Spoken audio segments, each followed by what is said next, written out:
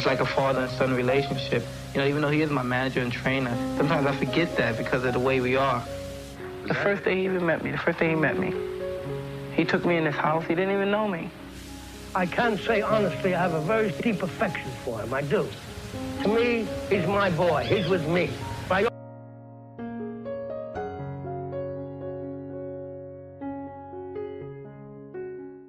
got rid of them, and then I got caught up with this other piece of shit, Don King, who's just a wretched, slimy, reptilian motherfucker, right? This is supposed to be my brother, my black brother, right? He's just a bad man. He's a real bad man. He abused you, and he would kill his mother for $1. He is ruthless. He's deplorable. He doesn't know how to love anybody. That's just the way he is. Hello, welcome back to the channel. In today's video, I'm going to be explaining the two paths to heroism for males, which are the priest and the warrior. Let's go.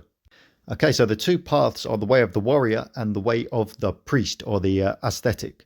And the priest is a thinker, a philosopher, one who is spiritually connected and has wisdom beyond this world. Not necessarily our modern day priests who are religious and don't really have the spiritual wisdom. And then you have the way of the warrior. The warrior is a great man of action, and in traditional times, a great fighter or a great man on the battlefield. But the most important thing is he is a great man of action. And all men have parts of this within them. Some are great priests, some are great warriors, and then you have some who have a 50-50 split. They're sort of priestly wise and also have the warrior spirit within them. And if you look at films such as The Gladiator or Robin Hood, the great men, the great heroes have a perfect mix of they're great warriors, but they also have great wisdom and they also have a higher purpose. So they're not just fighting for the sake of it, they're fighting for a higher purpose and to serve a spiritual goal or to represent God in a good way. And as I was researching all these topics, I was looking into Mike Tyson and Cus D'Amato. I thought it was a great explanation of the two paths to heroism in different men. So Mike Tyson is obviously a great warrior, and Cus D'Amato, when he was younger, he was somewhat of a warrior, but he's very much priestly, a thinker, a spiritually wise man. And when you combine these two great forces, it achieved greatness. And if you look at Mike Tyson's early days, obviously he grew up in a very rough neighborhood from a bad family, and he was off the rails. And he was a great warrior, but he didn't have any purpose in his life. And through fate or destiny, he met Cus D'Amato, I think when he was like 14. And through Cus's wisdom, he was able to turn this warrior who was out of control into someone who was in control, someone who had a purpose and who had the stability and wisdom that Cus D'Amato was able to impart onto him.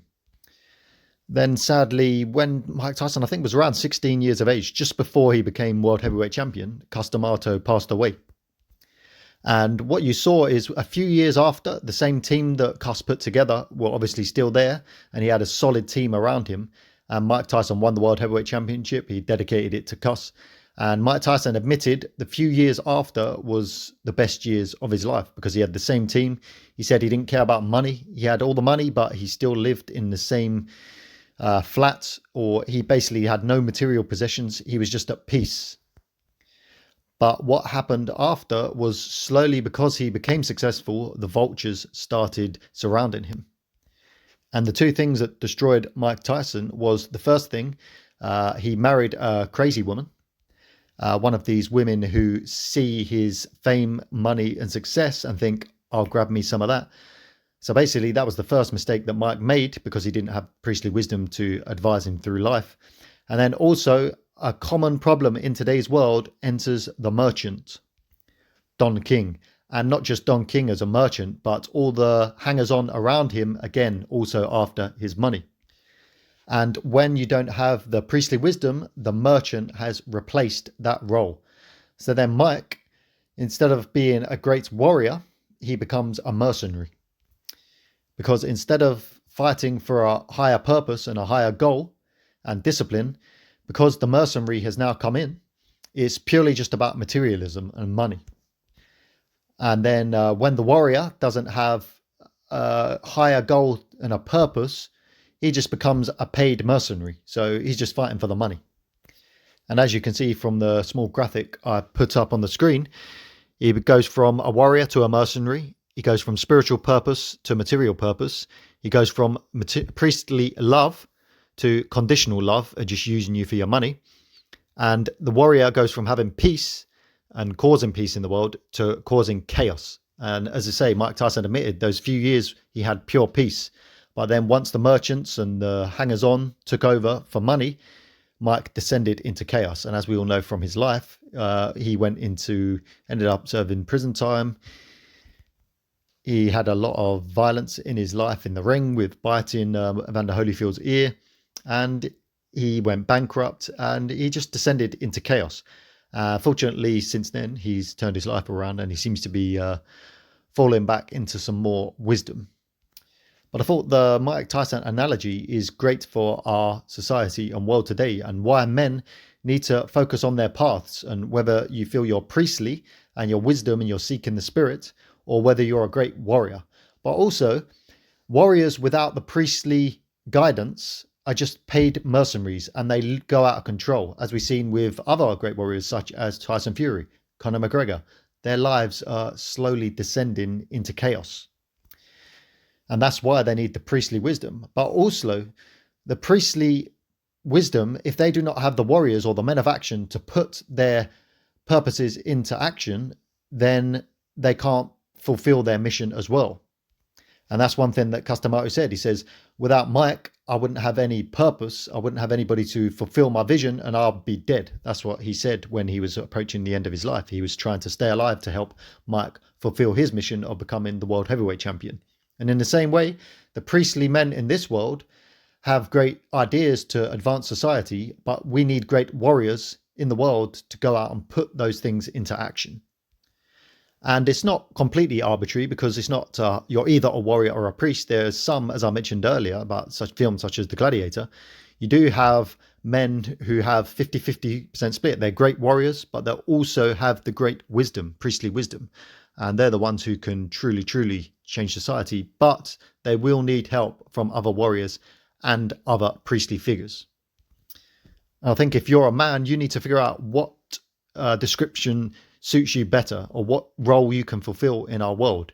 We have a lack of priestly in the world, pretty much empty of any priestly wisdom.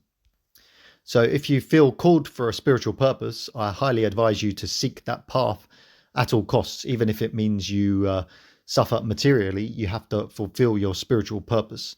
And then you'll seek out great spiritual warriors or great men of action to help you fulfill your spiritual mission. And if you're a great man of action, then you should seek a purpose. And if you feel like your life is empty, such as Tyson Fury would feel, he needs a great priestly figure, or seek out a great priestly figure to help him use his man of action energy in a good way rather than a path of destruction.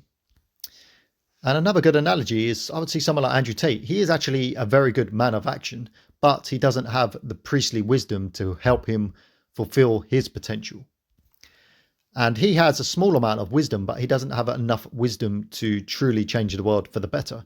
For example, his advice to young warriors, or men who want to be warriors, is to make a load of money. But that means you're becoming a merchant or a mercenary. But the goal is not to become rich and a merchant. The goal is to become a warrior or a priest and serve a spiritual purpose in the world, and make a better world and society, and a happier world and better connected society. And the reason our world is a mess today is because throughout the wars through the ages, all the great warriors and great priestly castes have been killed off. And we basically pretty much run by the merchants and religions, which the religions are the fake priestly castes. The true priestly castes are the spiritual masters and the philosophers, such as obviously Jesus Christ, Gautama Buddha, the Krishna, and then the philosophers, the Alan Watts, the Plato, or whoever you would see as a great philosopher. And that would be how we will solve the problems of our world. It would be by the priestly class stepping up and enabling our world to live in the light rather than the darkness of the merchants. And it will become less about materialism and more about spirituality and connection to the Father, and bringing the kingdom of heaven to earth. And I suppose we would still have the merchants, and the merchants aren't necessarily bad, but they need to be under the priestly class. So the merchants would sort out the financial system, but with the priestly class ahead and above of them, they would have complete control and make sure that banking and the financial services and the trade systems are done in the correct manner that serves society rather than personal greed. Because when you remove the priestly class, the merchants just become obsessed with materialism, fleshly desires, and destruction of our planets and our world and the people. Okay, so that's the point of my video today. If you like the video, like it, usual stuff, comment below if you have any comments, subscribe for more, and God bless everyone. Goodbye.